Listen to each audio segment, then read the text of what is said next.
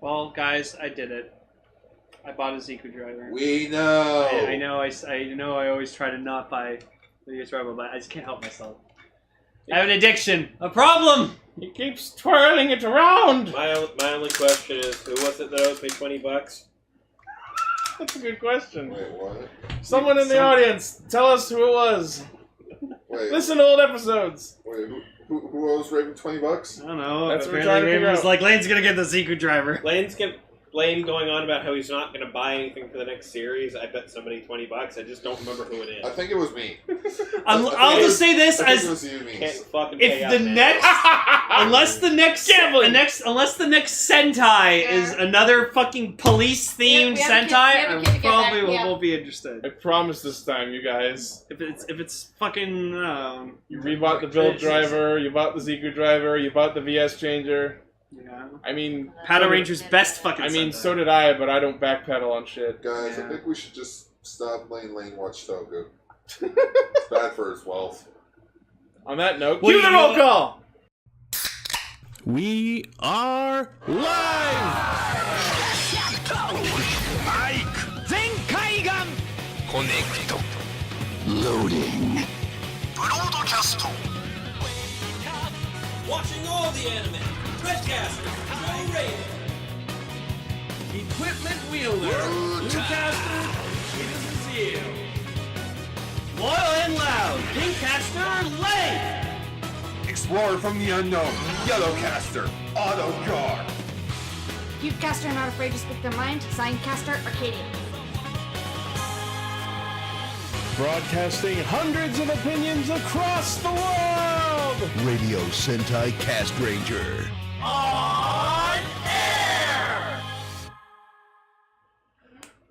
Welcome to Radio Sentai Castranger, episode 213! Yeah, Blaze. What Pokemon's that? The one after Scizor. Yeah, Scizor 2. it's a Boogaloo? Scizor 2. Electric Scizor? No, that's the alternate colored Scizor in Pokken. Don't say things you know are just gonna make me sad! I will never be able to play as Blue Scizor! Don't Unless follow you're Shuckle. second. It's Oh, episode episode Shuckle!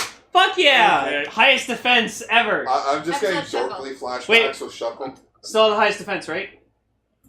Probably. Yes. Until you use Power Trick. Well, yeah, if you reverse his No. do his move that It reverses should be his stats, episode then yes. Don't fuck on No. Itchy. You need to use Z Power Trick. Yeah, there you go. It fucking boosts his attack stat and switches them. Fucking hell. Put the Shuckle down, It's flip so it, much and reverse fun. it. Zi-O custom incoming. Alright, Ryder custom, what do you got for us? Oh. Okay. Again, I just think of Dorkly's Shuckle.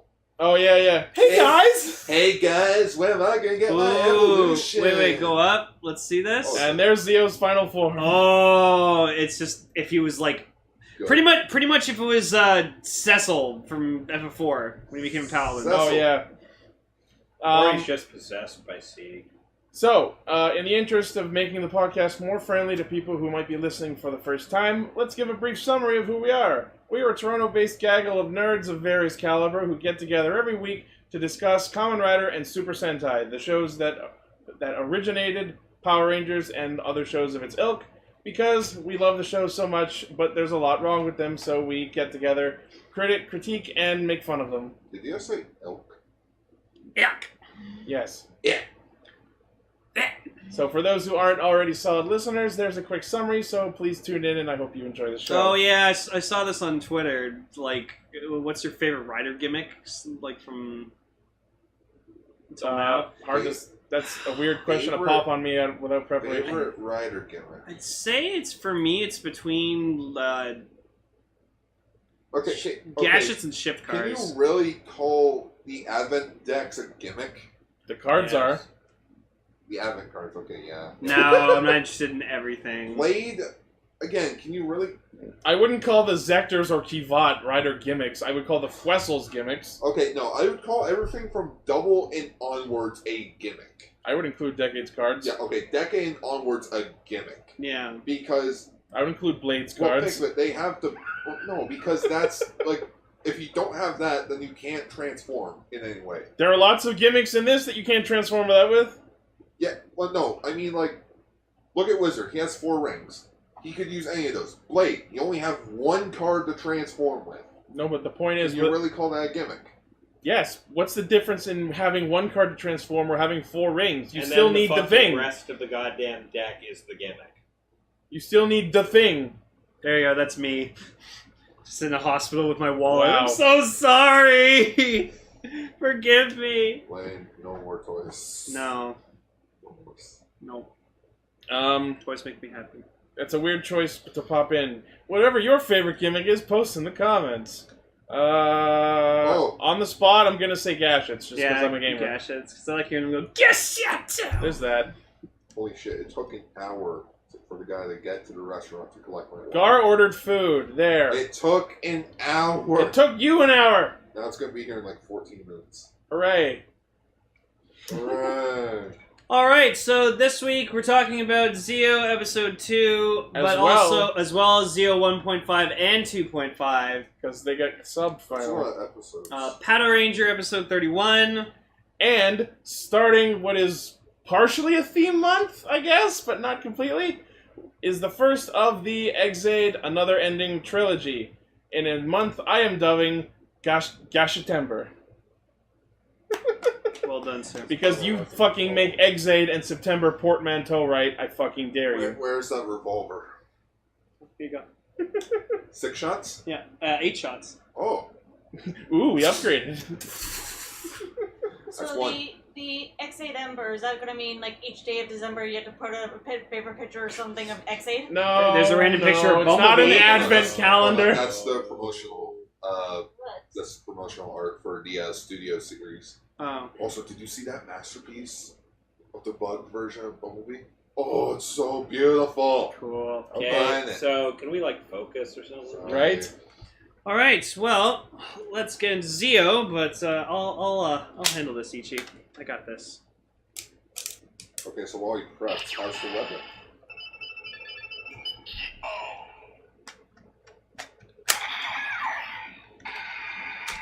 Can he nail the spin? Henshin! Oh, barely.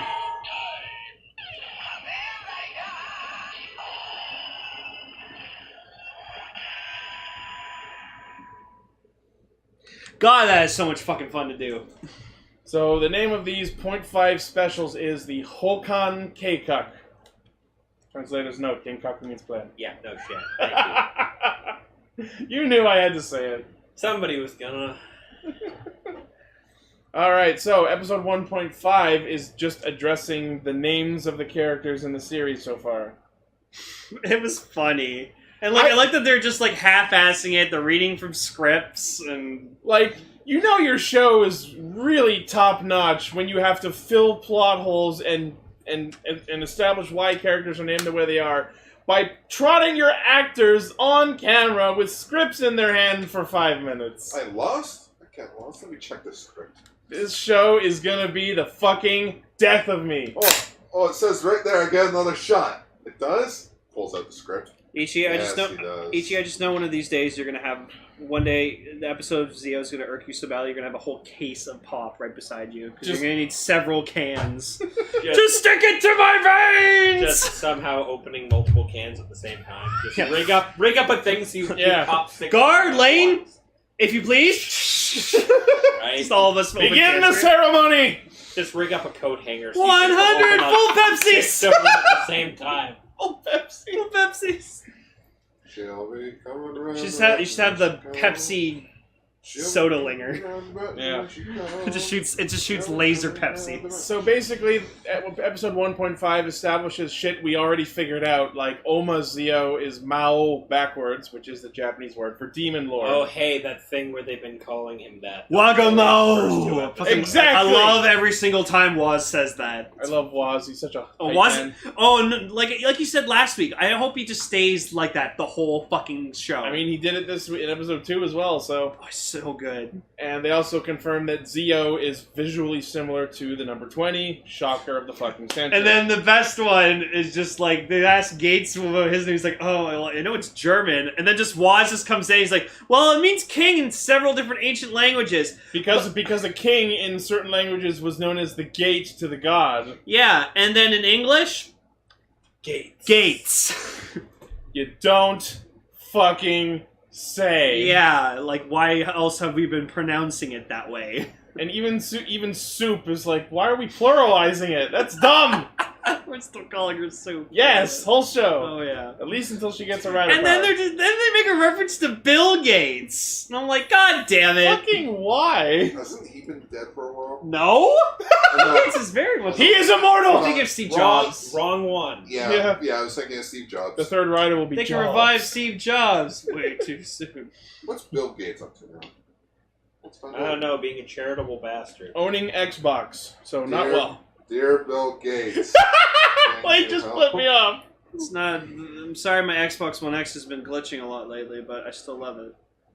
I love you even if you don't have Spider-Man. Whoa. Hey, I've been playing Spider-Man. Fucking awesome. I beat Spider-Man in less than a week. Apparently his net worth is $97.8 billion. Yeah, he's like one of the richest people on Earth. Yeah, there we go. Oh yeah, there was that image from before. Bill Zi-O and Bill, Bill or Gates. Steve Zi-O and Steve-O and Bill Gates. Yeah. Well, that's a shocker. He's only 62. Oh I yeah. was expecting to be like in his 80s. No. He exists outside It's of not time. a shocker, man. It's not OG Rider. I didn't get rich by I just was signing. waiting for that I reference. didn't get rich by signing a bunch of checks. Just starts fucking laughing. How about everybody hates Raymond? That's what that voice reminded me of. But anyways, so episode 2. So anyone who watched the TV Nihon version was treated to the new version of Superhero Times opening. And it's cool. It's neat. So, Like I find it weird that like Zi-O turns into build armor, but then Gates is just still Gates. And I was like, Maybe they'll change it, but I doubt hope it. so. I'm disappointed for Superhero Time about how they didn't have every Ranger. It was just the 2 Reds and Lupin X. Yeah.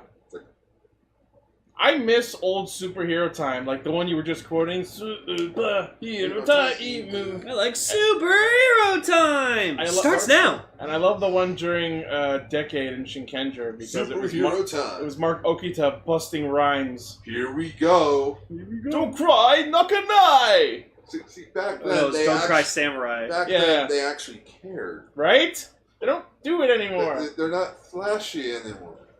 Nope. We need to put the super back in Superhero Time. Soup. Soup! Soup confirmed. Soup Hero Time! Yeah. So for the recaps for Zi-O, it seems was frickin' Reads from reads his from Twilight the Chronicle. Twilight Chronicle, and I am fucking 100% okay with that. Like, absolutely. I would be, but the stupid fuckface spoils the fucking episode! Like a little bit. Like 1 or 2 shots, and then that's it. Look what happens when we literally just I mean, have to a be character who's holding the script for the entire show. I mean, to be fair. Effectively. Well, wait, to quote Red Letter Media, is that the script? yeah. I mean, to be fair, Ichi, we do watch the episode previews, so.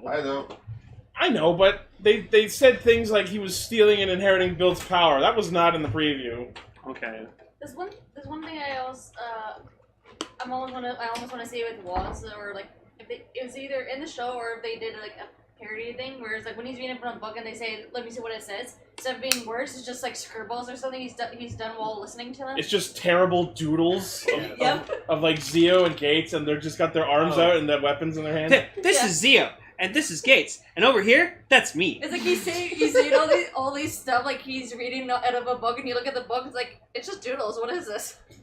And then just Waz is in the middle, the biggest. Soup! People Anyway. posting soup gifs in our chat. So yeah, this happened in episode 1, but I wasn't here last week. Oh, yeah, What tell did you think of episode 1? Tell us what you thought. Honestly, I walked into this with 0 expectations More like because Zi-O expectations. because I sat, got him! Yeah, no, Got him! I sat there beforehand and went, Decade was pretty bad. I'm going in with about the same fucking Fuck you! expectations. How much worse could it be?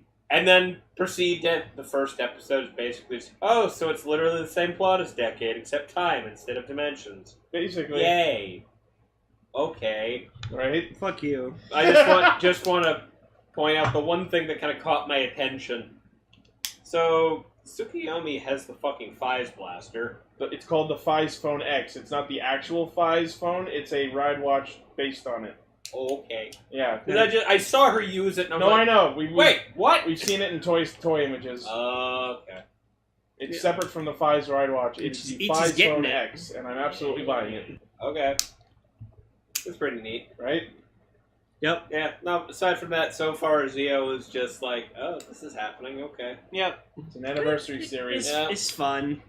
So Fun yeah. is not the first word I'd use. So I would. I'm enjoying it. And that's why we like having differing opinions. So yeah, so it starts with Gates in ghost armor kicking Zi-O's ass, and he's like flings parkas at him, and then he goes in for the finish time, the Omega time burst, yeah. and Soup tanks the kick with the time machine. It's weird. The kick was weird though. It he absorbs all the parkas into this mystical ghost cloud, and then it goes underneath him and propels him forward That or was something. a little weird. You'd think it'd be a little more ghostly of an attack. Yeah, just have the I don't know, attack with fucking different ghost weapons or Fuck something. it, drape the parkas around his leg. There you go. Or they all do he summons all ghost forms in the parkas or whatever, and they all do a simultaneous rider kick. That would have been cooler. Actually, I want to talk about that now. So we also get to see Zi-O's time break rider kick, which I like because I like that it's just this very simplistic rider kick, because that's all it needs to be. I think it should have been a full-on holographic clock display That stops him in place with the hands. Something like Cronus's finisher, but with more of Yeah. a silver color to it. Instead, we got this weird floating, spinning text that spells kick. Yeah. And it counts down like a clock, and you know what it reminds me of? Mm-hmm. It reminds me of mini-games from Spyro. Yeah.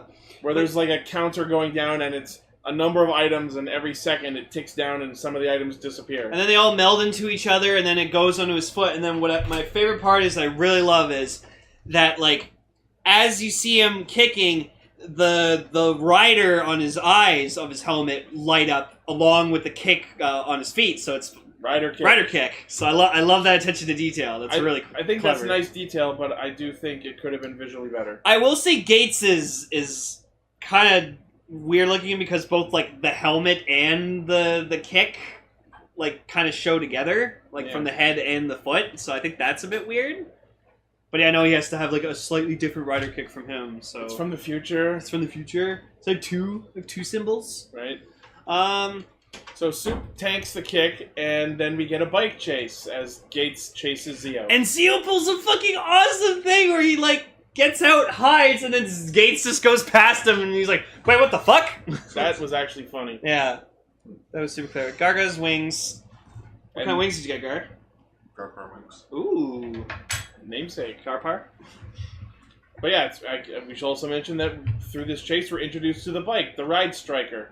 It's exactly the same as it looks in this game. I don't like it. It's a silly looking bike. It is kind of weird. Tried her on his best. I mean, I get it. It's a watch. Yeah. What can you really say about it? It does. Like Paul mentioned when he was watching, though, he does remind him. It does remind me of the Battle Hopper. It's got the eyes. Yeah, it's got the eyes of the Battle Hopper, which is fine. And then we get this really cute thing where Wool revives another build. And so this is currently 2018 where this is happening. Wool steps up and revives another build. And I like the pets him. Yeah. He's like, good build. Good boy. Good build. Good monster. Yeah, but I'm honestly really enjoying Wool. Wool's fun. He reminds me a lot of Sora from Wizard. Oh my god. He kind of gives off that vibe. Hello. I mean, the picture. I loved Sora. There's a picture of Wool with QB. Yeah, especially when Wool later on in the episode he does that fast skipping. That's exactly what Sora did in Wizard. Yeah. Kind of the same person. You want to form a contract? Right. Yeah. Well, at least we confirmed their gender, because I didn't think it was a female. Gar went up to Welcome to half the fandom. Ichi, Gar went up to you with a regular Pepsi. Oh boy. Oh! Oh yeah? Pepsi Civil War! Oh yeah? So there. Smash through your window, grab a sparkling can. Yeah, but you know what? Gar's being a little pussy because he's got Garpar and not Spaghetti Western. What's spaghetti western? Garpar with hot sauce. Oh, I can't handle hot sauce. That's why you're a little bitch. Wow. Ghost Raven called Gar a little bitch. Castranger Civil War. Oh, those were fucking good. So Woz shows up at once Sogo is free and clear. Yeah, he does it like 3 fucking times in the episode. He He's just like gonna do that the shows whole up show. off screen and just Sogo's like, dude, what the fuck you did it? Just fucking John.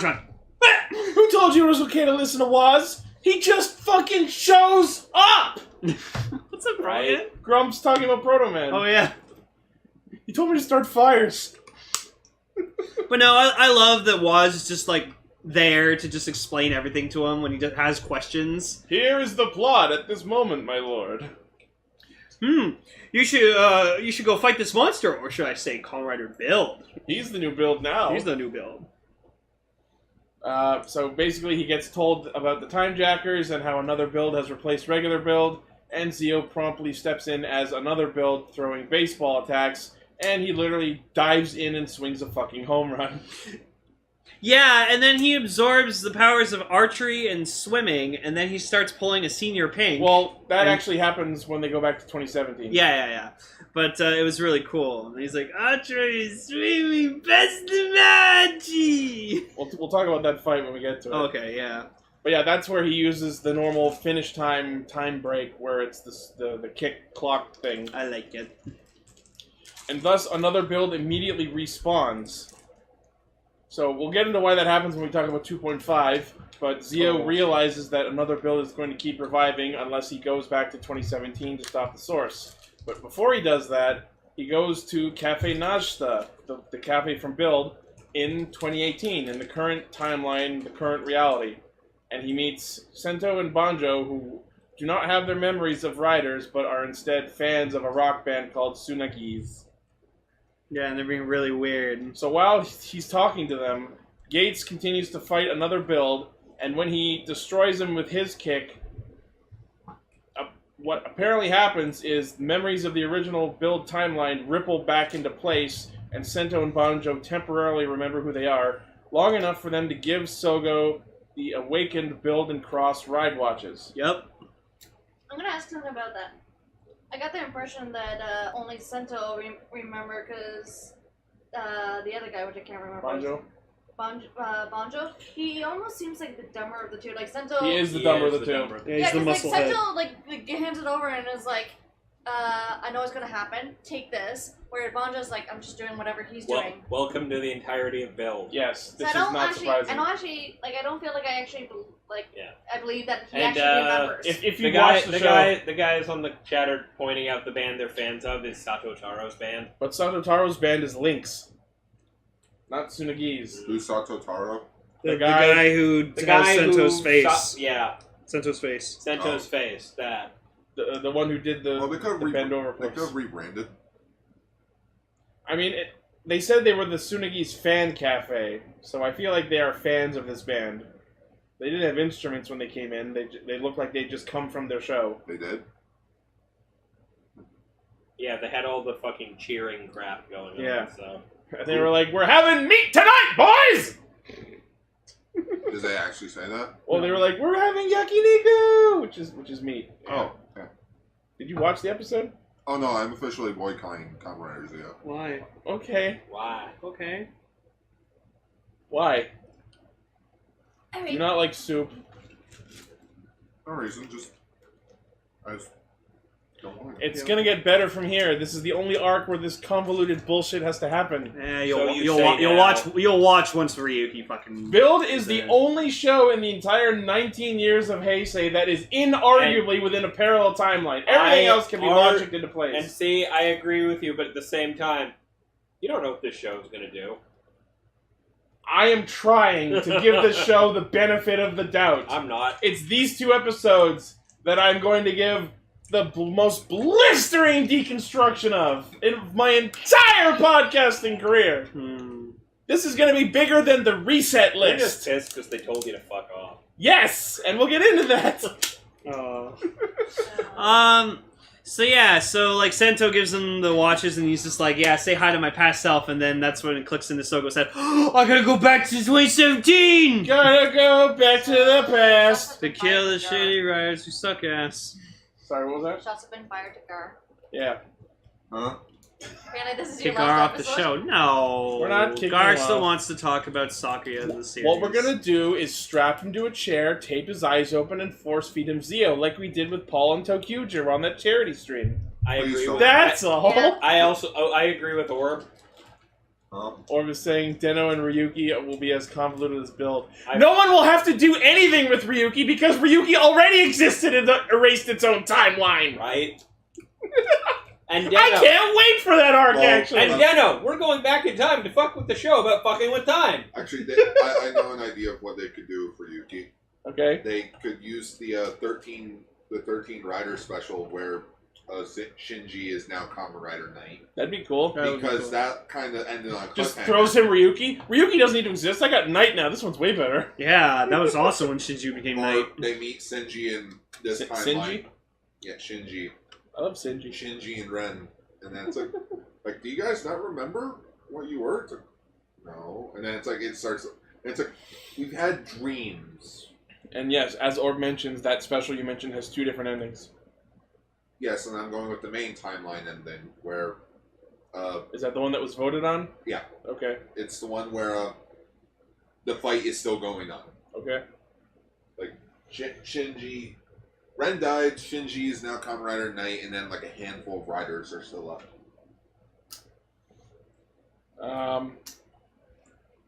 So yeah, while they're fighting another build, at one point there's this really creepy shot where it's like face opens up all the way, the eyes and mouth. Oh, that was awesome. I give this show full props for its monster design because these and other riders are fucking scary. Yeah, I can't wait to see more of them. Give me napkins. Oh. Paper towel, right? So yeah, Zi-O on his way to his time machine apparently runs back through where Gates is fighting another build, and he gives the crosswatch to Gates for some reason, and then all of them. Here's something for you to use. Which Yeah. I'm Here, you get the shitty one. I'm pissed off. I'm pissed off that we actually didn't see like a cross armor. That would have been awesome. Yeah, he only used it as a weapon. Yeah. I know. I Yeah. say it once, and I say it again. It's not in the show's budget. So they This realize. show is going to overdo the budget Yeah. so hard. So, well, I mean, they're saving budget by using a lot of existing suits. We'll see if it evens out for them. So, Zi-O and Gates realize that in order to defeat another build proper, they have to go back to 2017. Brackets, the parallel timeline. I like how they both simultaneously think it. It's just like, wait a minute. Oh, No. trust me. I don't- Also, I'm in full agreement with Faye's Corp. And they're losing all that money by hiring back all the old actors. Hooray! And you know what? I'm waiting full on here. 31 episodes! No, I'm waiting for them to just tank the entire show budget just by getting Den-O back for 2 minutes. I can't wait. Well, maybe Bill made them a shit ton of money that they can afford everything. Not that much. There were a lot of full models. Doubt it made that much. Okay. Well, we'll see. This is Like why I said, the 2 actors, I severely doubt they're going to get back for longer than maybe 1 minute outside of Den-O suit. Kuga. Well, that too, but Kabuto also, Oh, yeah. They'll just have a standee for Tuckers. So right? no, but honestly, I could foresee them using Kotaro instead of Tucker Sato, instead of Ryotaro. Den-O? Yeah. He was cool. I keep saying. We need new Den-O Vega form. That form is too awesome to be confined to one movie. But first, this face is just for decoration. Uni no kawa kazarida! Kawani. So as Zi-O and Gates go back to the past, they really sort of downplay the fact that they're essentially leaving a monster to continue terrorizing humanity. Yep. It's okay, we're gonna erase him from the timeline. Right? So they go back to parallel 2017, and that's where another build kills 2 more kids and gets the swimming and archery best match. And it's really interesting because he like eats the bottles and like turns the crank and actually starts using their abilities. Yeah. I'm almost sad that it didn't actually form change him, but it's a minor thing at this point. Yeah. And like, yeah, he like Senior Pink's like fucking just by like swimming into the ground and walls and shit. And I'm just like, What was wow. that term you just used? Senior Pink. I don't know what that is. I explained before when we talked about that gangler who could swim through shit. He's a character from One Piece who has the swim fruit, which allows him to swim through anything. See, my immediate reference would have been the nun from Nanoha. Oh yeah. The abilities he uses in that best match kind of resemble Kujira Jet, if I'm comparing him to Build. Yeah. Although the colors he uses are like gray and blue, which make me think Rocket Panda, Smoffle Wolf? Maybe. So yeah. Sento and Banjo run into another build, and the monster's response upon seeing his creator's, origin, I guess, is to give Banjo a hug, because he, as Build, is Cross's best match. Yeah, and then he like, Mr. Manchi! Like, goes up and hugs him, and then Ryuk is just like, that was gross, and Sento's like, jealous, though. I'm surprised he said that out loud. Banjo never hugs me. Yeah, and then so they proceeded to transform into Build and Cross, which I think their henshins could have been a little bit better, but... I mean, it's as much as we can ask for, I think. But it's at this point that now that Build and another Build have encountered each other, this is when the timeline change happens, which I will get into detail later. So as the four of them, Zi-O, Gates, Build, and Cross, fight another Build, which, by the way, 4-on-1, they should have fucking stomped him immediately. But, of course, thanks to the rule, that's not going to happen. So... Alright, everyone, hit him with fire! Hit it till it's dead! Oh my god, that actually worked! Yeah. So, Build and Cross lose their powers, like, proper. Although, what's weird to notice is that they still have their belts. Yep. Maybe it's like the Z-Wave in Power Rangers in Space, where it just demorphed them. And then we get to see another Build use, like, a Voltec finish with his swimming and archery powers, where he traps Zi-O in his, like, concrete pool. And Gates has got to use Ghost Armor to fish him out. Yep. Because Ore can float. Yep. That's a neat... They're very good at remembering what forms have what powers, I think. So far. That's why I can't wait to see what fucking Drive Armor can do. Ugh. And this is when Sogo pulls out the Build Ride Watch that he was given by Banjo and Sento back in 2018. And Waz steps in to go, oh, I see you found the Build Ride Watch! You must use it to defeat him! And Using it means you accept inheriting the power of Build. Are you ready? So then, as he's like transforming and like Waz is like acknowledging like Build Armor, you just see Sento run up to him and just whisper in his ear, which he's saying, like, to tell him to use his catchphrase. I hope every single rider does that. I want him to fuck it up every time. Well, I know we're gonna get the shot of like each time like he inherits a new rider power, probably the original rider is gonna be standing there beside him. But no, Sento did that because he's Sento. And the people in our chat are asking why would Cross lose his powers if Build was the one being replaced. The answer is because Sento made Cross. Yeah, and without Build, Cross wouldn't be a thing. Another Build's creation and coexistence with regular Build caused the entire canon Build timeline to not exist. Which, again, I will explain in detail at the end of this. And then, like, it's funny, he, like, says, like, you know, like, well, that's cool. Ryder Custom put a Zi-O Cross Armor in our chat. I gotta do Gates Cross Armor. That's still pretty cool. But yeah, so then he, like, makes him say, like, you know, the law of victory is set, and then just see Zi-O do, like, this, he does, like, this thing with, like, his hand going, like, in and out, and it was really funny. And Sento's like, Sento just kind of slaps his hand. Like, stop. You're embarrassing me. And then, yeah, like, I like this shot where he, like, goes Build Armor. Like, he shot, and Sento just stands there beside him, just looking proud, like, yeah, and that's Blaze, right. That's right, it's my power. That's my boy. And Blaze brings up the point I mentioned to Ichi earlier today. Okay, so... Hey, if Build's no longer Build, what's going on with Evolt? The thing is, it's safe We have an issue that isn't being addressed right now. The question that is posited by the fact that the Another Riders retcon an entire series timeline is how far back that goes. Now, it's safe to say that it includes all of the events of that show, which would include Evolt's existence and the Skywall. It's as if the citizens from the show just lived a normal life. And Evolt just never was a thing. I mean, the opposite answer is Evolt went on to black hole the planet unchallenged. Right. Which clearly did not happen. So I think what I'm saying is probably the better answer. So yeah, we also get to see Gates pull out his weapon, the Zekon Zax, and I love its voice. Yeah, it's like Zikon Zax. It has like a digital swerve to its voice. Definitely buying it. Wait. I already was. Wait, what kind of weapon is it? It's an axe and a bow. What's it called? The Zikon Zax. Power. Power Zax. Xena needs Zax. God. Yes. Is he gonna beat him with Hip Hop Keto? I mean, eventually. Hip Hop Keto. So as Zi-O becomes build armor, he does Build's thing where he summons a bunch of flying math, but instead of math, it's just text saying that he doesn't know physics. Yep. Which is funny. And oh my goodness. I don't understand. I'm confused. What's going on? And even Sento's like, Sento's this like, doesn't feel right. oh my god. Sento's like, this is the fucking worst. I'm so disappointed right now.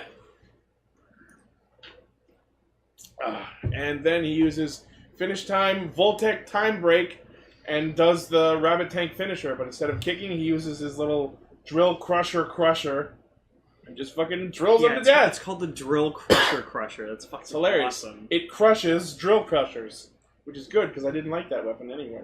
It's a cool weapon.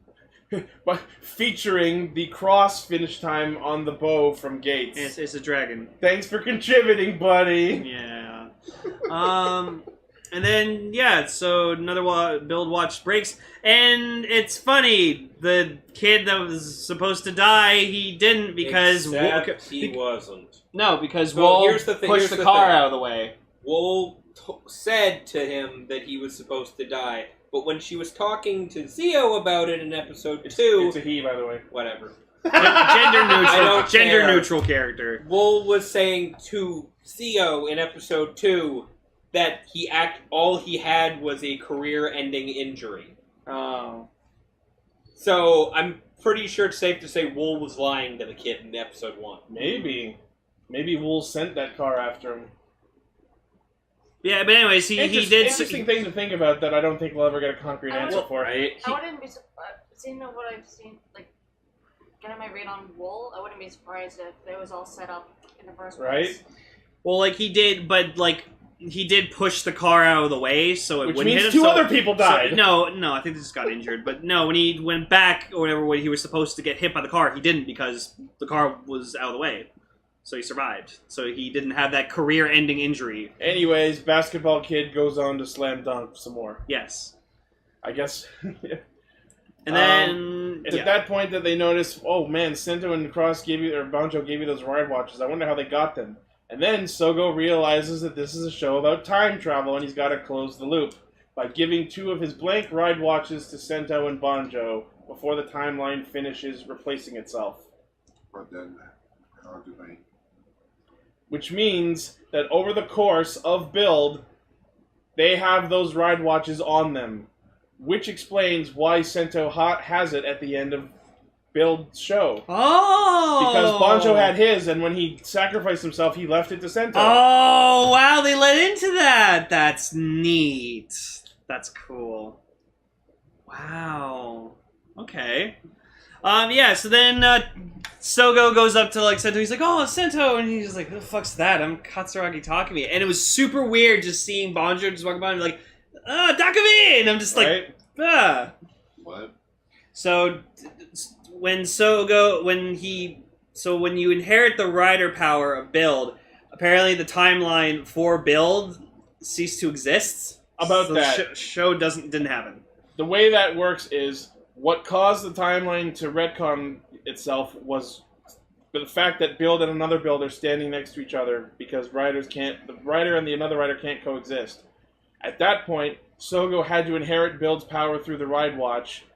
Inheriting the ride watch isn't what changed the timeline. It's the fact that build and another build tried to coexist. Oh, okay. So, because another build and build trying to coexist caused build's timeline to get erased, the only thing left with actual build's power is the ride watch that Sento took through his own accidental time fuckery. Oh, okay. So, the point is he's inherited build's power because he had no choice. Yeah. Oh, okay. Gotcha. But yeah, so now Sento is just Katsuragi. Because the actual parallel timeline of Build's original show no longer exists.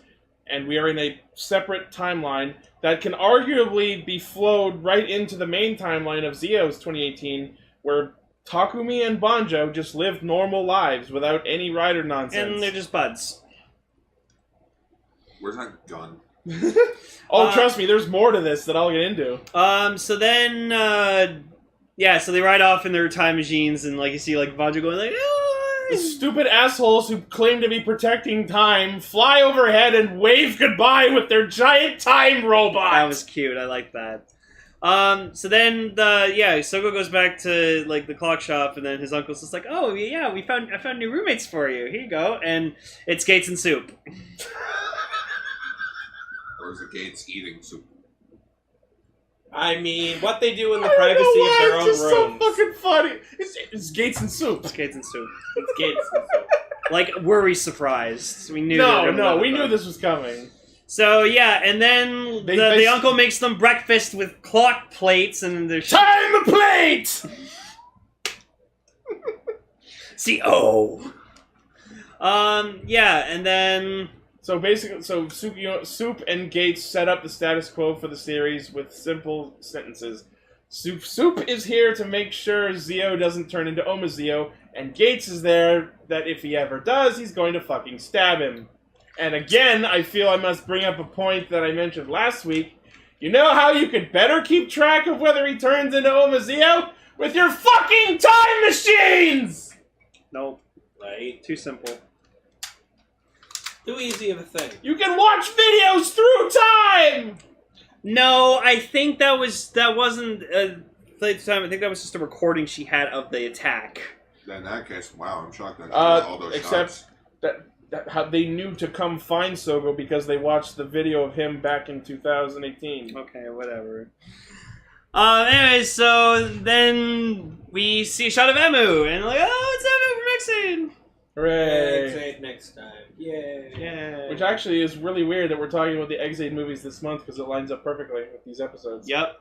And then next week we get X-Aid, introduction to Aura, who the other time jacker I'm interested in because she looks really conniving and mischievous. She looks like if Rinko from Wizard just went bad. I'm fine with that. And for me personally, the debut of Gates Drive Armor, which I'm fucking excited for. I love Drive, if you guys didn't know. So now that I'm thinking about it, I'm really curious to find out how Gates has Ghost and Drive ride watches already. Yeah, I like to think if we go back to Ghosts, like... No, and you know what? That's even funny. Gates is just like... How the fuck did they have those watches? They shouldn't have those watches. Like, how did you get those? No. The point of that is, Sogo answered that question by giving the blank ride watches to them in the past. Oh, okay, yeah. So he received them and then gave them. Yeah. So he could receive them later. Question. Uh-huh. Where Sento becomes Takumi. Are they like? Because I don't really know the actors. Is the guy who plays Sento? Did he also play the character Takumi? So Takumi, Takumi was played by a different actor. He was played by a different actor, and then he got his face swapped, and that's why Sento looks like. Episode 2.5 addresses what you're talking about, Yeah. which we'll get into. All right. Well, anyways, let's get into now. So here's the thing where literally the show just said, "Fuck off, Ichi." I low-key, not actually, but low-key feel like episode 2.5 was literally telling me specifically to go fuck myself. Yeah. So, if you will, Ichi. So episode 2.5 is Sogo going back to Cafe Najta to talk to, not Sento, but Takumi and Banjo, and asking why all of the plot holes? Why this? Why that? Why anything? And thus, Sento, Takumi, explains 3 rules of the Zi-O show, with 0 context on why he knows these rules. Rule number 1, the rider power and the another rider cannot coexist. So, another build's existence retcons build's timeline. But this gets rippled back into effect when the another rider in the present time is defeated, which we saw by way of when Gates defeated another build in 2018, Sento remembered who he was temporarily long enough for him to give Sogo the ride watches. I know this is confusing, but follow me on this. Oh yeah, I typed that. Why you? Build. Rule number 2. I can't bring riders back from the dead. It's not a parade adventure. I like doing it. Another riders can only be properly defeated by their corresponding armor. My immediate response to that: how the fuck did Zi-O defeat another build in the first episode?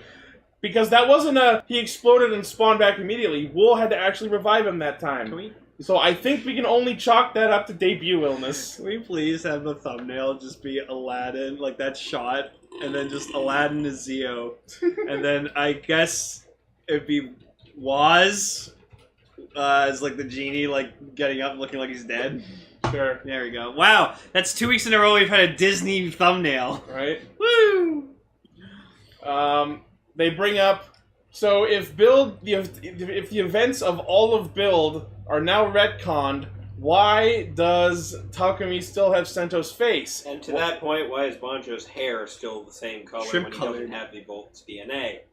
And we are promptly told to go fuck ourselves by way of rule number 3. Rule number 3: stop nitpicking everything and just watch the fucking show! Just fucking watch it and stop asking questions! Which is why this is my counter argument for this. This is just the, like, yes, this is an excuse, but this is just an excuse for the writers to not be able to keep track of everything that happens in the show, because remember, this is 19, like, fucking writer shows that they have to deal with. They can't go back and just, like, keep track of everything that happened in each show. It's not possible. You're, like, trembling. I feel I feel like you're, like, releasing a bunch of pent-up stress and anger at me. But I'm serious. Like, they can't keep track of fucking every single minor plot detail. We're not talking about all 19 years right now. The only problems we've had are them ignoring the fact that Build happens in a parallel reality. Yeah. But anyway, so, like, that's why, like, I know you're just, every episode you're gonna have some rant about what happened, and like, you're gonna point out every single plot hole and inconsistency. That's what I'm here for! I know, but this show is trying to tell you not to do that! And this arc specifically is the worst it's ever going to be, because every other show can arguably be placed in the same timeline. So you assume... Okay, Ichi, rule number 1, never put your own writer in the show. Number 2, never put your own writer in the show! Rule number 3, refer back to rule number 1. Wow. That was a producer's joke. I I wish got- Paul was here, but I'm gonna tell him that. He's I gonna got laugh it. his ass off. Yeah.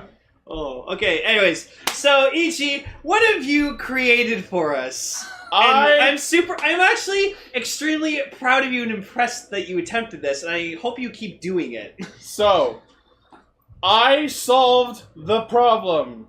I found the shorts. the sort. As of last week, I was ripping my fucking hair out trying to figure out how this show purports to maintain how anything happened between parallel realities. But I carefully analyzed it after episode 2, and it turns out that you can actually logic much of it into making sense. Oh, okay. I'm actually Before interested. I go into this, the number one thing to keep in mind is, let's think of Build's parallel reality not as a parallel dimension, but as a parallel timeline. Ooh. This is the most important thing. Okay. And thus, let me just put it in the chat. I give to you what I was up until 2 a.m. last night doing 5 different drafts of. 2 a.m.? Oh my goodness. Bam! Fucking hell. So, Ichi made a flow chart of Oh god, what... he actually made the float. Yeah, no. And I'm gonna say this right now. I hope you do this for every single rider timeline. I'm not even fucking joking. You have to, by the end of the show, you have to have 20 I'm just gonna of have. these flow I'm gonna go charts. all fucking Pepe Silvia on this fucking Yeah, show. so by the end of Zi-O, you need to have fucking 20 fucking things. Hell, if they go back to Showa or even Amazons, you gotta have... Oh, flow charts. God! Yeah, right? So you gotta make sure to watch those Showa Rider series, make sure and keep track of everything, all the plots, details, and That's gonna stuff. be fun. Oh yeah, no, I can't wait. I'm excited to see what shit you And figure before out. I get started on this, anyone whose response to what I'm about to say is stop, it's a kid's show, stop being so... you shit. okay? You're good? Raven fell, you good? What just happened? I went to sit down and tripped on my Okay. To anyone whose response is stop, it's a kid's show, please stop listening, because I don't need your negativity in my life. Ichi's about to go full Toku Oda on this shit. Right? But then Alright. also, if someone's gonna bitch about it, we do appreciate the free advertising. Yeah, if anyone has a problem with what I'm about to say, thanks for listening. Okay, Ichi, indulge us. So, by merit of the fact that the Skywall is present when Zi-O crashes into 2017 for the first time, we can be absolutely sure that this is the canon of the original build show when he first arrives. November 2017. Wool creates another build who kills several athletes and gains the bottles for tennis, karate, swimming, and archery. By merit of the fact that the timeline change does not happen until episode 2, we can confirm that the creation of another build is not what causes the timeline to change. But before time does change, another build somehow crosses timelines from Build's parallel timeline into Zi-O's main timeline to September 2018.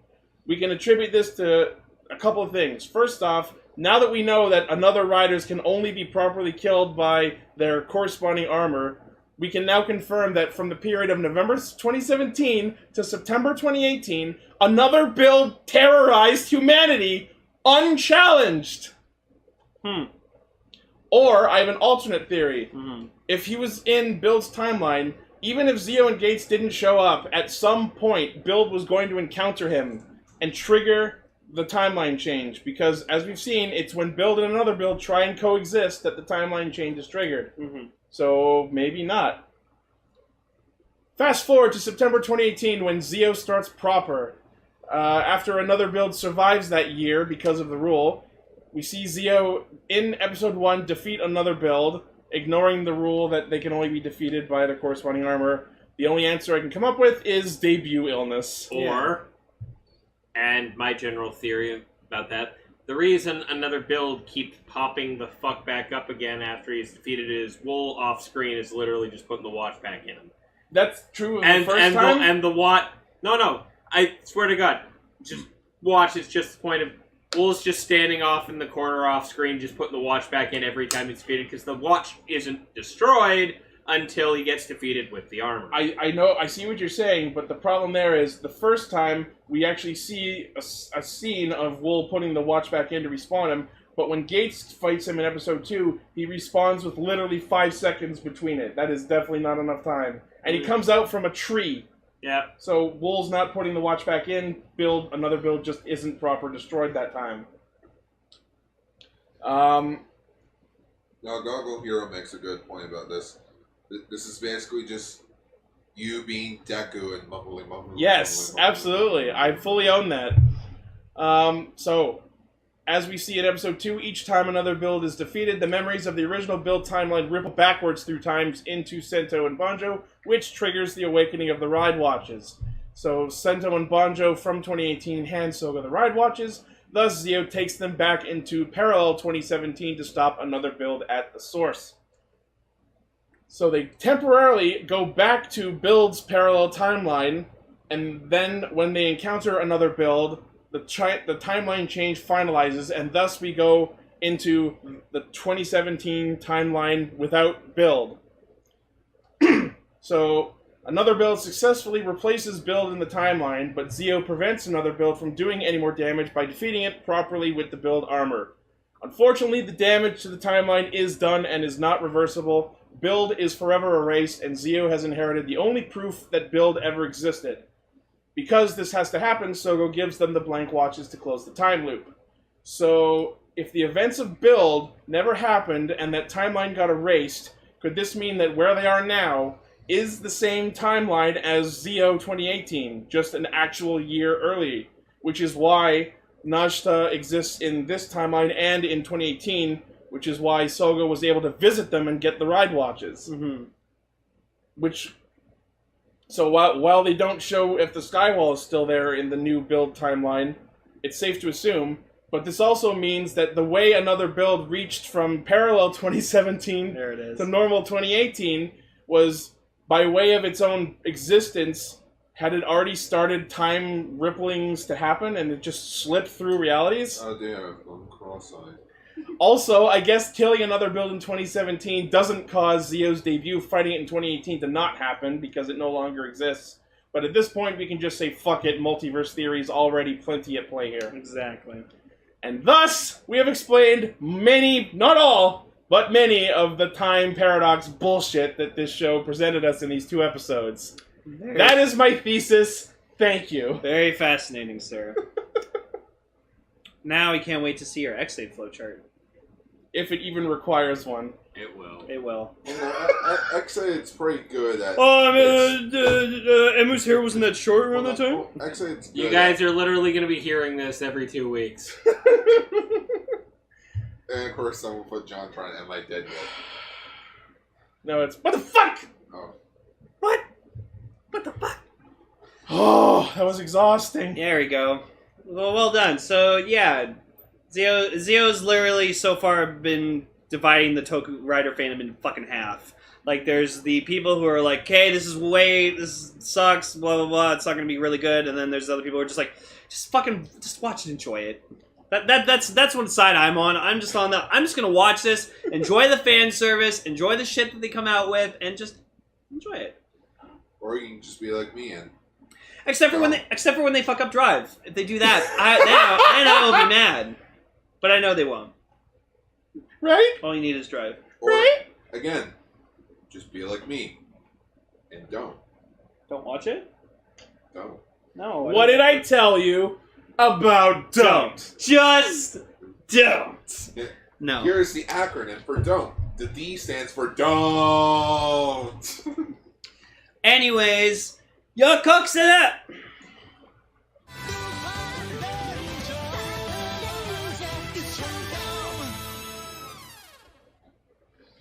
This was a very interesting episode. We I like this episode. got a lot into Tsukasa's character, which Especially I liked. how it's theoretically a two-parter. Sort of. So I think we can all agree that the Gangler is a boss from Tattle Quest. Yeah. Also, he has fucking Beast Driver as a face. Right? Like, I looked at that, and I could not think of nothing else but the Beast Driver. Okay, speaking of the Gangler, like, it's not brought up here, at least I don't see it in here, but one of the comments was like, so you're from so-and-so area, and I'm like, wait, the Anglers are from Earth? Because I always thought they were They're like from another dimension. Yeah. Yeah, because they were He's like from evil anti-dimension version of Kansai, based on the way he fucking He's talks. in not Japan. like they were saying like you're from this like town You're or from, something. you're from up north, they say. Oh, yes. Yeah. From up north. It's because of his Kansai dialect accent. Because he says things like Dianska and all that shit. Dialect is broken. So the episode opens with them already doing a giant fight against a safe-headed Potaman and a Golem.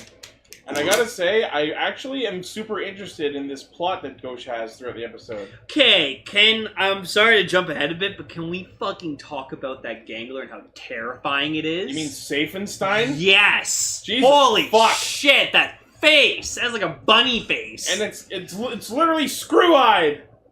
Oh, Mr. okay. Angry Eyes. So, of course, everyone's all going to agree with me in the room.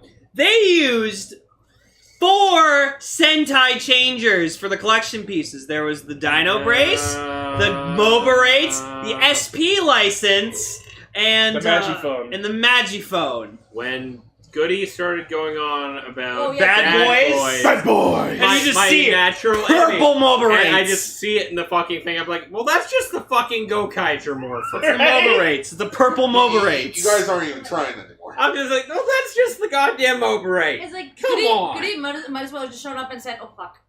Right? That's it. No, that's what he said. The entire time he was there, it's just like, oh shit, oh shit, oh shit. Are you guys not listening to me? But yeah, I just gotta say that I'm not surprised at all that Goody has a rival within the collection pieces named Bad Boys. Yeah. bad boys, bad boys. Bad. What you gonna do? What you gonna do when they come for you? Bad boys, bad boys. Bad boy! Shit just got real. Okay. Yeah, I'm done. We're gonna get copyright zapped because that was too good. Oh, thank you. Oh wait, was that between insult? It was a Grumps reference. Oh. So yeah, so the main part of this episode is the Gangler called Yoshi Uraza, and he's apparently, his story was, Ghosh wanted to use his safe And he was afraid, which isn't incorrect. Yeah, so he was afraid, so he escaped, and he didn't want to be a part of it. Yeah, I was actually surprised. All that shit about him trying to get away from Ghost turned out to be actually true. Yeah. I assumed that was part of the ruse, but apparently not. So he, while the Lupins are fighting, whatever, like that, like, the Patrangers track him down, and then he's just like, arrest me! Throw me in jail! And I love the reaction to her, just like, what the fuck did you say? Kill me. Because, like, they never expected a gangler to fucking give up willingly. Why don't you just go into the palace? You're pretty much just going into the palace to say, arrest me! Yeah. I mean, the obvious green glow from his safe when he was talking to them aside. Yeah. Just that, something's going on. Yeah, and Noel the whole time is just like, no. And you know what? I kind of, the whole episode, I was just like, yeah, no, I'm with Noel on this. Right. Don't trust the fucking gangler. My problem with that is, why didn't Noel just tell them what piece it was and solve the fucking mystery? Oh, because he wanted the Tsukasa to How do you figure tell out. someone who's not going to listen? Yeah. Well, he told her anyway. We don't know if they're going to listen until he explains the problem. Well, that's the thing. He didn't. You see, Blaze, I know the thing is, he didn't know for sure. No, when they were interviewing him and he watched the safe glow in the interrogation room, he already knew exactly what fucking piece it was because he knows all the fucking collection pieces. Yeah. He 100% knew at that point, and he chose not to say anything because he knew nobody was going to listen to him. But at the same time, is it Sakuya? Tsukasa? Sakuya. Which one is the female? Tsukasa. Yeah, she. Decade. No. I mean, during the time that she was doing the interrogation. Oh shit, Raven's trying to find she something. was, don't mention decade. That's glass. Yes. Anyways, one of the things I noticed is I think one of the reasons he didn't tell her is because as being a cop, she's always trying to find the good in somebody, and so she finally found someone who has a lot of good, and he didn't want to. I don't think he could bring him to himself to stop right there and burn himself. He did say afterwards. Cool, he'll feel real good that he defended her pure spirit when they fucking kill everyone. He'll feel real good about defending her nobility then! So, it's funny, like, they're like, alright, how are we gonna get information out of this guy? Because, like, he wants to make a plea deal, where it's like, oh, give me a new identity and a place to, like, go, and I'll give you all the information you want, and they're like... So he wants to... what's it called? He wants to live a normal life. Plea bargain. No, immunity? Diplomatic immunity? No. Witness protection. That's it. Well, he's not witness to anything. But... Well, he's a witness to witness Gosha's to crimes. Yeah, That's the info he gets. Witness to ganglers and Blaze being taken away. Blaze brings up in our chat that if they took the collection piece out in the middle of the HQ, that they have him go berserk in the HQ.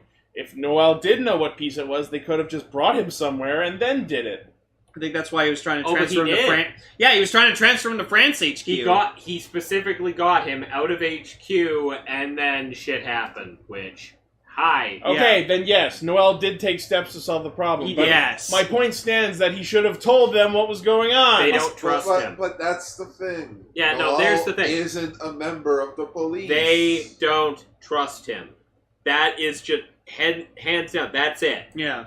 They work with him because they have to, but honestly, none of them trust him because he works with the thieves too much. And I get that. Like, it's kind of like Peter's dad from Family Guy. He loves Peter, he just doesn't like him.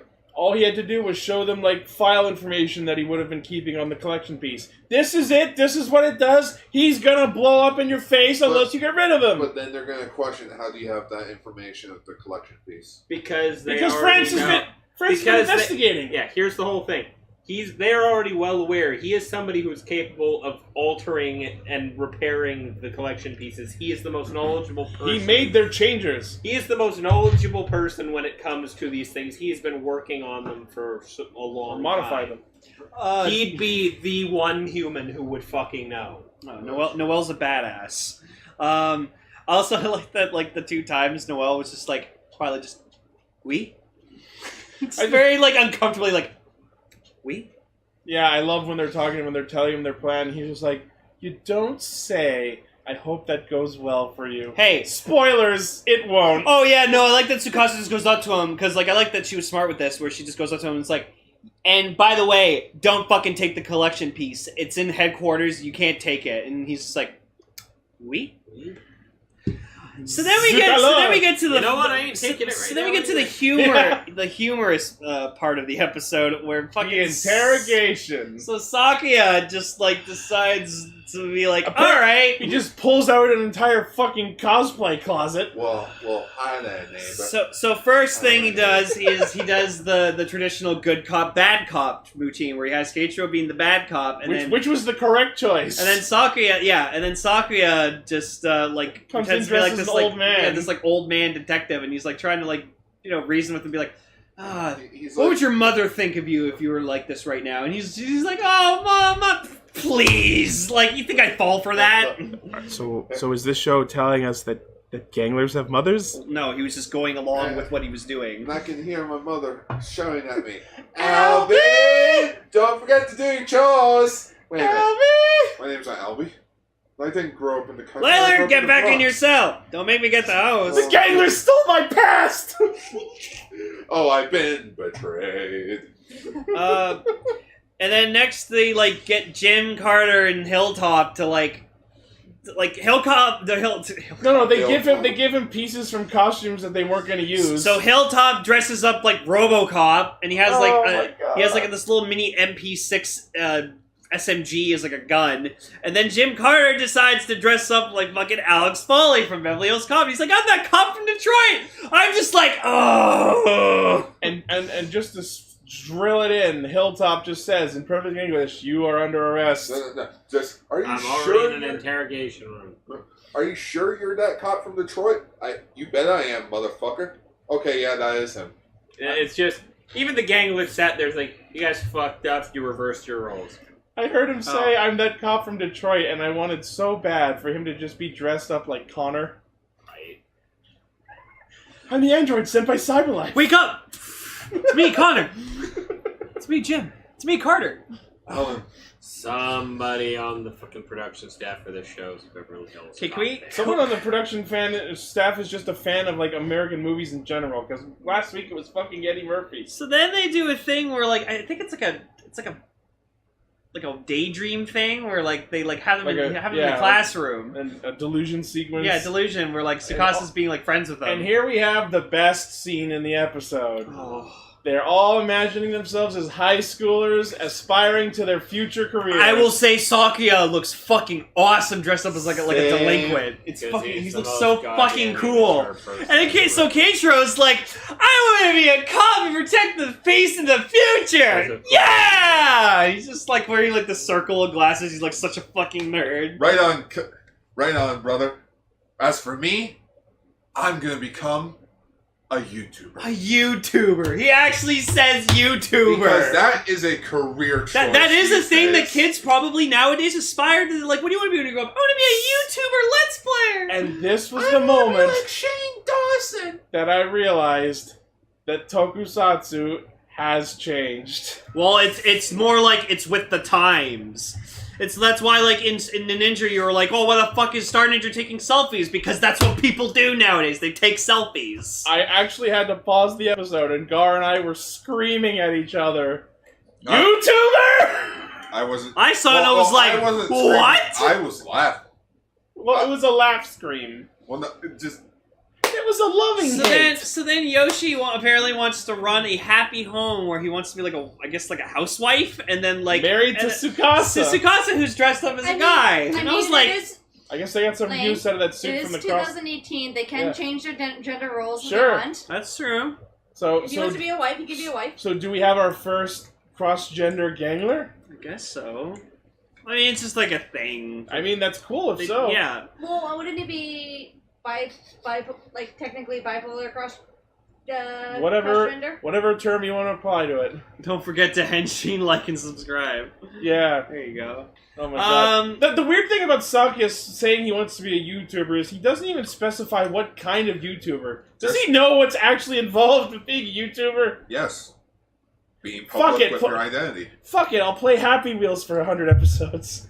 But Dad, I don't care. It's Fortnite. You wouldn't play Fortnite. So You'd then, play, yeah, so, But like, I love that when he fantasizes about being married to Tsukasa, she's clearly reusing the same suit from the Gender Cross episode. Yeah. So yeah, What can you say? She's cute. So Tsukasa's like growing like to be friends with the gangler or whatever like that, and like Noel straight up tells her like, stop doing this. Like literally, you're gonna get too fucking attached and it's gonna fucking blow up in your face. And even if Noel hadn't said it, the way these shows always go, we knew it's heading for disaster. Yeah. So we find out later that the gangler, apparently his collection piece, the more evil he is, the more good he actually is. Swaps good and evil. Good and evil. So yeah, which is hilarious that it's represented by the fucking Ranger license, which had X's and O's on it. Yeah, well, it had they had specifically the O on it. So. Yeah. So Tsukasa like Yoshi's like, oh yeah, I feel so bad that you've been so nice to me. You know what? Take my collection piece. Which means that he had no idea what it was. Well, yeah, it's like a second personality. It's like Mary Walker in. From Iron Fist, whatever, like that. Like, you know, there's Walker, who's the super powerful fucking psycho assassin, and then there's Mary, the nice, young, innocent woman who doesn't want anything to do with that. Okay. Yeah. So not all of us have watched Iron Fist season 2. Go see Iron Fist season 2. It's really good. Like I haven't seen it yet. Thanks. Thanks for spoiling. You said you weren't watching it anymore. Now. Anyways, so Noel shows up as the monster literally opens its Beast Driver face and reveals his evil face underneath. Although, if you pay attention, leading up to that, you can clearly see teeth under the lining of the doors.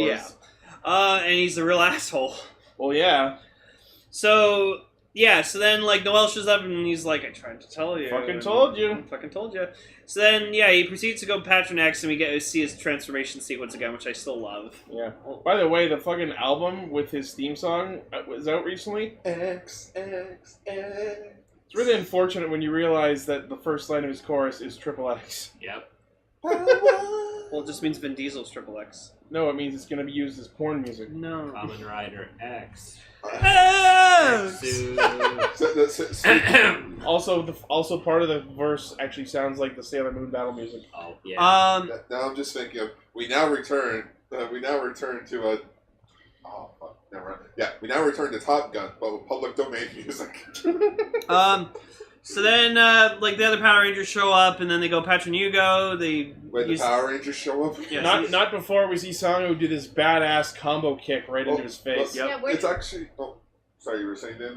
No, I was gonna say, like, when did the Power Rangers show up? No, it's just... Like, they're in the middle Pato Ranger! I'm sorry, I say it so fast it sounds like Power Rangers. Pato Ranger. The Patty Cake Rangers. Oh. Everyone makes fun of me for that. Oh, I also thought of a good idea for the adaptation of Lupinranger vs. Pat Ranger, but I'll talk about that later. Okay. But, when me and Ichi were watching the episode yesterday, for him to take notes, I was actually mentioning, you know what, we haven't seen Patron, Yugo. Patron Yugo. Yeah, Patron Yugo show up in a while. And then they do it. I'm like, oh.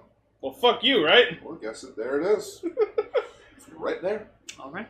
But unfortunately, they just pop it off. Already then. Unfortunately, they just summon it and pop off the fucking Ichigeki strike immediately. Yep.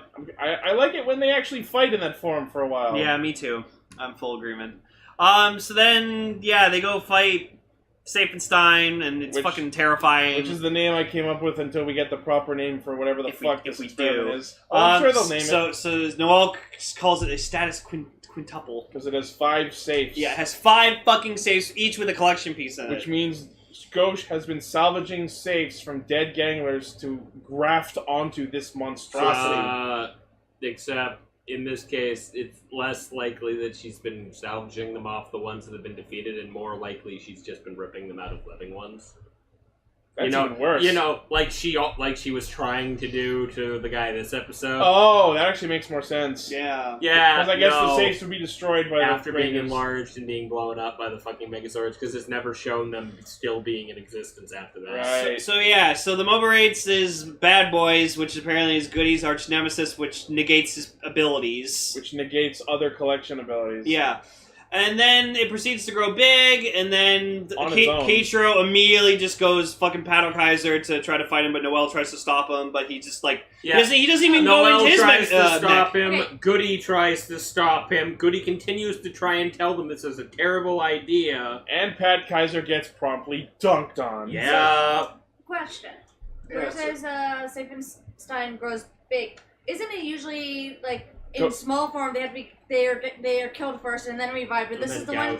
But then this is the one time where he gets big without even being killed. It's probably one of the collection pieces. It's happened one other time before. Limon did it on his own. So he didn't get killed. Some of them are capable of doing it. I think this one is a case of one of the collection pieces gave him that ability. In which, Maybe. He's got 5. If I could mention something quickly, this reminded me at the time in Zi-O where the Frankenstein monster showed up, in which when they defeated him, it turns out, that was just like a cover-up. Now he's actually way stronger, and the main Megazord can't take him on. So next week they're gonna release VSX. No, the Lupin Magnum. The Wombo combo of like all of them. They're gonna use VSX again? Yeah. Probably. Clusterfuck Kaiser. Yeah. Kudu Kaiser. Blaze comes up with a good point. Yet again, it's Pat Kaiser that gets fucked. Yep. Lupin Kaiser has not lost a battle. Pat Kaiser has lost several. Yeah. Pat Kaiser just keeps getting... It's because the Patrangers are too quick to jump to it. Honestly, it makes sense. They're the cops. They're trying to defend the peace. The Lupinrangers aren't necessarily quick to jump to a fight that they know they can't win. Right? There's also the fact that, Pat Kaiser is grounded where Lupin Kaiser can fly around. That is a big thing. Yeah. In which that's where I got the idea for when this gets adapted. It could be like they're all on one team, but the Lupinrangers are like the Sky team and the Patrangers are the Land team. Isn't the other thing is the Pat Kaiser, they're all about protecting the people. That's their sole job. Whereas the Lupinrangers, yes, they want to protect the people and be there for the people, but their own fucking hide comes first. Their main goal is getting the Lupin pieces. Yes. Sometimes that's more important than the people. That was established as the difference between them going into the series. Yeah. And that's been pretty consistent. It's called the greater good. And so monster grows big, the Patrangers jump on it and get into their Megazord while everybody else sits there and says, this is probably a terrible idea. Let's do it. And thus Pat Kaiser gets fucked. Again. Because half the time the Lupinrangers go, we got what we want, fuck this shit. Right? Fuck this shit, I'm gone. And what's that goodie? This is not going to work out very well? Okay. Yeah. Half the time Lupin Kaiser even steps up to fight is because they feel bad for the Patrangers who got their shit stomped. Right. That's just the thing with this show. For trying to make it so that these two teams are equal, no, the Lupinrangers are very much just getting everything winning, and the Patrangers are getting fucked consistently. And my favorite part is the fact that they still have Trigger Machine Splash. Right. Because they use Magic Splash again. Oh, I want Pat Kaiser Splash, goddammit. I know you do, but will we get it? Doesn't look like it. Well, I'll make it myself then. Do it! Because that's the only context you'll get it in. Just like how I only have Lupin Rex Magic Splash, because that'll never happen in the show. You have what? I have the Jackpot Striker, and I put the blue Dial Fighter, scissors, and I put the head from Lupin Kaiser Magic on it, so I can effectively call it Lupin Rex Magic Knight. Yep. Pictures on my Twitter. Ishida Zi-O. Anyways, feature topic. Oh, sorry, go ahead. I personally like this episode. Oh, me too. Again, I feel like the second part to this two-parter is going to be really good. Despite that it was mostly Patranger focused, I also greatly enjoyed the episode. I always like when it's Patranger focused. Always fun. Always fun watching the Patrangers get their shit stomped. Fuck you. They're trying. And watching Noel fuck with them when he could easily have saved them a lot of trouble. Well, I think that's why in the second part, that's when Keiichiro. I can't words. Just gonna call him Coop. Just call him K-chan. Okay, Ichigo. Fuck it! Soup! Ichigo. Soup too. Electric soup. No, I just can't wait for Ichigo and Lupin X to fight. Yeah. Because whenever I love the Lupin X outfit. Love it. Call him ketchup.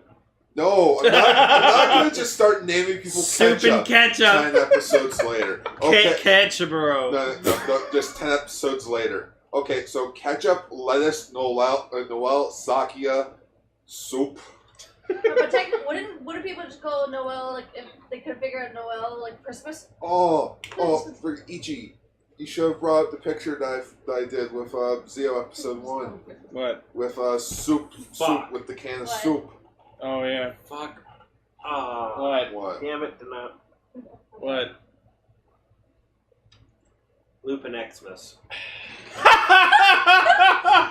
Wait, Lupin Xmas? Yeah. Because Xmas for Christmas. That'd be great. Can that be his final form? Yes. That's when he pilots Pat Kaiser. Get it? Red, green, silver. Cool. Sorry, Gar, you ruined the perfect joke. Thanks, Ted. That's the joke. Silver and gold. Silver and gold. That's it for their Christmas episode. I'm gonna find the scene where he's in it. I'm just gonna dub it over with silver and gold. Do it. All right. Next week, Safenstein forces the teams to team up again, and oh boy, we get Clusterfuck Kaiser again! My fucking favorite! My favorite. Love it. Well, it's the only way. Alright, our feature topic for this week is the Kamen Rider Zi-O Brave and Snipe V-Cinema movie. Oh. There we go. Okay, so since this has been a long episode, I can fucking tell it has been. Yeah. We'll briefly go through it. So this is the episode Red of this trilogy. yes, this is pretty much it confirming. doesn't really matter. It deals with the romance subplot. It wraps up some loose ends that really weren't important. Ren comes back. That was cool, and it sets up the next movies of the trilogy. Yeah, there are a lot of cool things I liked about this movie. And I like that each of the three movies has continuity with itself, which I really enjoy. Yeah, especially with Dan. This is established as being right after the Paradox special because Dan has just escaped and apparently he's still on the Proto-Gash. It's fucking surprise! Yep. But yeah, so this mainly revolves around Hiro's girlfriend Saki coming back, and he's trying to figure out why, and because apparently when Cronus reset during the series, that caused Saki and Ren's data get undeleted, and then when Cronus was proper defeated, Dan was able to revive them, if only temporarily, over the course of this movie. And like fucking Cinderella, at midnight at the end of the movie, she gets deleted again. Because why the fuck not at this point? Yep. But apparently Dan's plan the entire movie was simply to force Taiga to use the Cronus powers to defeat Lovelica so he could steal the Chronicle Gashet back, thus using it to recraft the Master Chronicle Gashet so they could restore Dan Masamune. That was basically what the movie devolved into. Jeez, everyone's tripping today. Gar almost tripped over Sojiki. So it was cool seeing Ren again. In that pink suit. Yeah, oh my god, he fucking rocked that pink suit. It was so good. I missed him so much. Yeah, boy.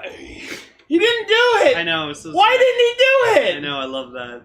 Yeah, boy. Because he was because he was literally styling all over Hiro's balls the entire movie. Yeah, I kept making fucking blowjob jokes. Yeah. Just you should know, you're. I forgot the joke I said. It was funny. What you said, when Hiro meets Ren and Saki, you were saying that Ren would be saying to Hiro, "She gives me blowjobs now, you know." Well, you would know. You would know. She gives good head. That was the joke. Yeah. And Hiro would be like, "I know." And then there's just another subplot where frickin' Taiga is basically still on the warpath of redeeming himself for failing to save Saki because she was originally his patient. And I loved this outfit he had in this movie because it was better than that stupid tied-up sweater he fucking wore. I liked it. No, I didn't. It looks stupid. I understand the gimmick behind it, but no, the jacket and stuff he was wearing in the movie was so much better, and it fit him better. We also meet Taiga's apparently American video game rival, Luke Kidman. You can't make this up, people. Luke Kidman. I just love the accent with which he says Nico's name. Yeah, so he's like... Nico! So he's an American, and he's like most toxic gamer assholes because he thinks he can win her heart by beating her in a video game. Yep. I will beat you and make you my woman! Why did we even humor this? I don't know. Well, I think, honestly, like, it was a very brief fight, but my favorite fight in this entire movie was honestly between Snipe and Brave, because, like, they, like, were kind of having some beef with each other, and so then they just, like... Because Hiro was trying to keep Taiga out of his problem, because dealing with Saki he felt was his problem, but Taiga felt responsible because he failed to stop graphite. So I like that they both go level 2 because, you know, they don't want to fucking kill each other with their best forms. So they just have like a little scuffle in their base forms. And I actually like that they like properly use their abilities. Snipe just goes ham with his handgun and Brave blocks him with his shield and his ice. I love when he just went up like fucking point blank and just like pressed tap the button. Use and the then combo button. Yeah, use the combo button and just fucking shot a huge bunch of blasts. So it was really great. Man, I feel like Blaze hates this movie. Yeah, we're getting a lot of angry chat messages from Blaze. What's wrong, Blaze? I will agree with you. Of the trilogy, it is by far the weakest movie. Oh, absolutely. But I feel that it is essential because it does wrap up the storylines of Hiro and Taiga as comparatively insignificant as they might be. Yeah. But I agree that it ends up not really amounting to much because they don't actually solve the problem. But the end of the movie trilogy kind of points the story in that direction. Yeah, like in the end, Hiro just accepts that Saki's gone, not coming back, and he moves on with his life. Taiga fucking transforms into Cronus, which was fucking cool. He literally he trains himself. He tries to train willpowers and train himself. He to tries use Cronus. to use the Chronicle Gashet in the gamer driver to sort of force himself to have the complete Bugster immunity that is required to use Cronus. Yeah. And he does it, and it's badass. Yeah. He even pauses. And then he, like, and later he, like, fucking, like, in the movie, he, like, steals Poppy's buckle driver. And it was really funny. It was, like, funny seeing Poppy trying to struggle against him. Or was mentioning, graphite was not mentioned at all, and I feel like they could have mentioned him, but I don't think they didn't need to bring him back for this movie. I don't think. No, because honestly, in the series, they had their epic fight with them, and that plot point was resolved. It was such a good send off that I feel bringing him back for this movie would have soured it. Yeah. Ren was a much better choice to bring back because he was so short lived and underappreciated. Yeah. Even though he shouldn't exist because he died before. They explained that. When Cronus reset during the series, that sort of like undeleted his data, and then when Cronus was defeated, that sort of freed him so he could be temporarily revived by Dan. Yep. I mean, it's not a perfectly explicit excuse, but it's as good as we're going to get.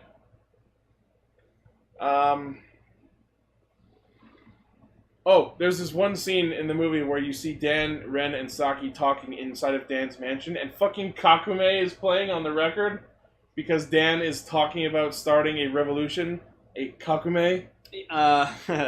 Also, we get introduced to, I forgot what her name is, the doctor, like... Saiko Yaotome, who is an important character throughout the other movies. She's hot. And I like that she kind of, like, fucking, like, flirts and seduces Kiria, and Kiria's just like, No. She tries to seduce Hiro because she respects him for going in the same dream as his father. And he's just like, no, thank you. He resists her because he still wants Saki. And then Kiria gets all awkward and tries to hit on her himself. And she's just like, oh, you silly butt boy. Adorable. And he's just like, He wants to take her for a ride. Oh, yeah. Black Silver We did get a proper level 100 Tau Legacy. Oh my god, when he goes level 100, it's beautiful. Fucking wings, man. The hands are spread beautifully, the framing is well placed. Even his Tau Critical Strike in that final attack is so gorgeous. I'm gonna say, though, I have a complaint. So, like, a few weeks ago, I got one of my memories where, like, we got, like, X8 bath towels. Like, we saw those X8 bath towels. And on the Brave towel, and we saw this even in magazine scans, which really pissed me off. Like, Brave has a rider kick, and in the magazine scans, we saw that he had this rider kick where he just, like, did a rider kick, but he had his arms crossed while fucking doing it. He never once in the series did that, and it pissed me off. Agreed. It was such a fucking cool-looking rider kick, and I would have loved for him to do it. 100%. Just once. 100% agree. Because it's the most just fucking, like, douchebag rider kick ever, where you're just like, I'm not even gonna fucking have my arms out to kick you to, like, have the full, like, you know, force of this kick. I'm just gonna fucking just kick you. People in our chat are saying that he did it in that one special when he went into VR and fought Genmu. Oh, the fucking VR specials during the first 5 or so episodes. Oh, did he? I don't remember it. We have to go. You should go back and confirm that, because I'd like to actually see that. Yeah. Okay. But yeah. And like Lover Cub was really funny. I think it still it bothers me still that like he has like a different voice when he uses Bugster form. Oh yeah, no, I like that. Just... That was in the series too. No, I know, but it's just like it bothers me. Like, why don't you just have random I also voice? really like when Brave starts fighting him as level 100. He's like, "Oh, you should know that violence can't destroy my heart," and then he slashes him. Ah, my heart! Yeah. Oh my brain! Yeah, and then Nico has like the fucking bonds with Luke or whatever like that. And he's just like, okay, I'll go back to America and fight you and shit. Nico's plot is sort of like thrown around haphazardly just as a result of everyone else in the show. Also, like at the start of the movie, she just decided to work with Taiga as his nurse, but then because of Luke, because of this stupid toxic asshole who said he wants to own her, she decides to take him up and go back to America and fight him in a gaming tournament because playing online apparently isn't a thing. No, because it means more when you're fighting someone in person, right? Sure, but is she spending hundreds of dollars for this? She has millions. She owns half of Genmu Corporation. Good point. Yeah, she's like, I own 49% of the Genmu Corporation. Fuck it, hop on the Nico jet. Yeah, right? She Yeah. owns most of fucking Genmu Corp. Pretty sure she is the controlling interest. I saw what you were saying, Blaze. Yeah, Nico's plot is sort of like thrown around, not really as a focus, but Lovelica mentions every time Taiga fights him, like, oh, you'd rather fight me than try and win Saiba Nico's heart? And I was like, no! And he kind of really doesn't respond to that at all. Good! Like, he even lets her leave, and there's not really anything brought up on that. Like, I know, okay. They sort of had this Team Rocket vibe going during the show, and it's kind of just, like, brushed away. I know you're gonna say, yeah, because Japan, but she's 18, he's like 29. No. I'm sorry. I don't care what part of the world, it's still legal. Yeah, that. Fine. People can love who they want as long as it's not breaking law. Yeah, I mean, Scott Pilgrim fucking dated a high schooler when he was like 22. With the uniform. I think there's some sort of Romeo and Juliet clause in that case. No. Where's Scott? Just left. I don't know. Really? So, anyways, Taiga as Cronus fucking destroys Lovelica, but after he gets knocked out of Cronus, the Chronicle Gashet goes flying, and Dan takes it to continue his plan, which we'll see come to fruition in the other movies. Oh, baby, will we? Yeah, we've already watched them, so we know what happens. But oh my god, we're they're just gonna good. say Genmu Laser's the best one. Agreed. Yeah. So overall, like, this isn't a bad movie, but like, it closes in things. It goes complete circle with a lot of these characters' developments. It addresses and points a lot of their character developments where they were supposed to go, but doesn't completely wrap up their arcs. Oh, right. So when we were seeing a flashback when like Saki was like kind of breaking up with Hiro, being like, "Oh, you never fucking pay attention to me, so you're focused on your studies." Like that was like when she broke Hiro's heart, and it was funny because he was reading an article about heart attacks on his fucking textbook. So I thought that was funny. It's just like she walks out, and then he goes, "Oh, my heart's broken." Turns the page. Oh, there it is. Oh, that's how you fix it. That's how you do it. So this was okay. It was Brave and Snipe is to the Another Ending trilogy as Episode Red is to the Chou Den-O trilogy. The first one sets up the rest. Romantic plot, really not important. And in the next movie, I'm looking forward to because this was used for a lot of memes. It was just the shot of just Emu getting fucking shot with a gun. I love it. I loved it. It was and the people used that for a long time for memes and stuff. It was fucking hysterical. I imagine there were a lot of what you say. Oh yeah, we got one of those. So yes, next week, Jikai Radio Sentai Castranger. We will be talking about Paradox with Poppy. Which is okay. It features another Paradox, aka Perfect Blackout, the Bugster Tamagotchi game, Emo getting shot. And Dan naked. Wait, Like, you said Paradox with Poppy? yeah. Yep. All I can think of is there's some singer named Poppy that everyone. No. Not that puppy. Don't worry, you Good. didn't watch the show. You don't know. Good. Just don't. Poppy, people, Don't poppy. anyone use that reference. Oh, I'm sure that's been used a lot. But anyways, so this has been episode 213. So No, thank it you was everyone for episode joining. Don't fuck up with Shuckle. Yeah. Fuck with Shuckle. Alright. Goodbye. Bye. As always, the primary source of our hijinks is castranger.podbean.com. Check us out on Discord, where you can not only chat with friends and fans and casters, but also listen to our show live, recorded Friday nights at somewhere between 9 and 10 p.m. Eastern Standard Time, depending on who's around. Go check out Kaitou Sentai Ultra Ranger while you're at it. Do that. It's really good. Damn straight. Tell us... Thank you, Gar! I hope that was audible. Yeah, of course it was. Tell us what you thought of the episodes. Tell us what you thought of the movie. Tell us what you're thinking of when you go as we go into Paradox with Poppy. Hashtag comments for Lane. Yeah, feed me, please. I need more comments so I can buy more shit.